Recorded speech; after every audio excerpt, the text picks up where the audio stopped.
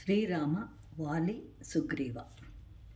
ವಾಲಿಯು ಸಾಲವೃಕ್ಷಗಳನ್ನು ಹಿಡಿದು ಅಲ್ಲಾಡಿಸಿದರೆ ಹಸಿಯಾದ ಎಲೆಗಳೆಲ್ಲವೂ ಉದುರಿ ಹೋಗುತ್ತಿತ್ತು. ಅಷ್ಟೊಂದು ಶಕ್ತಿವಂತನಾಗಿದ್ದನು. ದುಂದುಬಿಯ ತಮ್ಮನಿಗೆ 1000 ಆನೆಗಳ ಬಲವಿತ್ತು. ಆದ್ದರಿಂದ ಎಲ್ಲರೊಂದಿಗೂ ಯುದ್ಧ ಮಾಡಿ ಸೋಲಿಸ್ತಾ ಇರ್ತಾನೆ. ಒಂದು ಸಲ ಸಮುದ್ರದ ಬಳಿಗೆ ಹೋಗಿ ಯುದ್ಧಕ್ಕೆ ಆಹ್ವಾನವನ್ನು ಕೊಡ್ತಾನೆ. ಆಗ ಸಮುದ್ರದೇವನು, ನಾನೇಕೆ ಯುದ್ಧ ಮಾಡಲಿ? ಉತ್ತರ ದಿಕ್ಕಿನಲ್ಲಿ ಹಿಮವಂತನಿದ್ದಾನೆ. ಅವನಲ್ಲಿ ಅನೇಕ ಗುಹೆಗಳಿವೆ. ಶಿವನೂ ಅದರಲ್ಲಿ ನೆಲೆಸುತ್ತಾನೆ. ಆದ್ದರಿಂದ ಅವನೊಂದಿಗೆ ಯುದ್ಧ ಮಾಡು ಅಂತಂದಾಗ, ನಾನು ಅಷ್ಟೊಂದು ಬಲಶಾಲಿಯಲ್ಲ ಅಂತ ಹೇಳಿ ಸೋಲನ್ನು ಒಪ್ಕೊಳ್ತಾನೆ. ಅಲ್ಲದೆ ದುಂದುಬಿಯ ತಮ್ಮ ಮುಮುಚಿಗೆ, ನೀನು ವಾಲಿಯೊಂದಿಗೆ ಯುದ್ಧ ಮಾಡು ಅಂತ ಹೇಳ್ತಾನೆ.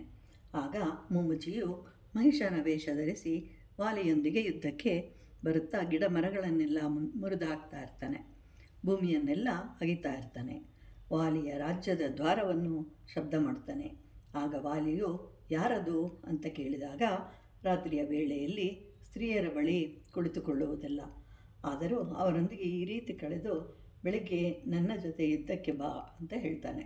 ಆದರೆ ವಾಲಿಯು, ನಾಳೆ ಬೆಳಿಗ್ಗೆ ಆಗುವವರೆಗೂ ಏಕೆ? ನಾನು ಕುಡಿದ ಅಮಲು ಸಹ ಇನ್ನೂ ನನ್ನನ್ನು ಏನೂ ಮಾಡುವುದಿಲ್ಲ. ಯಾಕೆ ಅಂತಂದರೆ, ಅವನ ತಂದೆಯಾದ ಇಂದ್ರನು ವಾಲಿಗೆ ಒಂದು ಮಾಲೆಯನ್ನು ಕೊಟ್ಟಿರ್ತಾನೆ. ಅದು ವಾಲಿಯಲ್ಲಿರುವ ಶಕ್ತಿಯನ್ನು ಹೀರಿಕೊಂಡು ಕಾಪಾಡಿ ಮತ್ತೆ ವಾಲಿಗೆ ಶಕ್ತಿಯನ್ನು ಕೊಡ್ತಾ ಇರುತ್ತೆ. ಆದ್ದರಿಂದ ವಾಲಿಯು ಅವನನ್ನು ಒಂದೇ ಒಂದು ಕ್ಷಣದಲ್ಲಿ ಕೊಲ್ತಾನೆ. ಆ ಬಳಿಕ ಪರ್ವತಾಕಾರದಲ್ಲಿದ್ದ ಆ ಶರೀರವನ್ನು ಗಿರಗಿರನೆ ಸುತ್ತಿ ಸುತ್ತಿ ಬಿಸಾಡ್ತಾನೆ.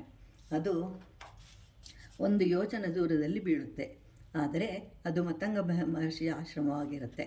ಆಗ ಮತಂಗ ಮಹರ್ಷಿಯು ವಾಲಿಗೆ ಶಾಪವನ್ನು ಕೊಡ್ತಾನೆ. ಎಂದಿಗೂ ವಾಲಿಯು ಈ ಋಷ್ಯಮುಖ ಪರ್ವತದ ಸುತ್ತಲೂ 1 ಯೋಜನ ದೂರದವರೆಗೆ ಬರಬಾರದು. ಬಂದರೆ ಅವನಿಗೆ ಮರಣ ಸಂಭವಿಸುತ್ತೆ. ಅಷ್ಟೇ ಅಲ್ಲದೆ ವಾಲಿಯ ಪರಿವಾರದವರಾಗಲಿ ಸಂಬಂಧಿಗಳಾಗಲಿ ಇಲ್ಲಿಂದ ಹೊರಟು ಹೋಗಬೇಕು. ಒಂದು ವೇಳೆ ಅವರೇನಾದರೂ ನನ್ನ ಕಣ್ಣಿಗೆ ಬಿದ್ದರೆ ಕೆಲವು ವರ್ಷಗಳವರೆಗೂ ಶಿಲೆಗಳಾಗಿ ಬಿಡ್ತಾರೆ.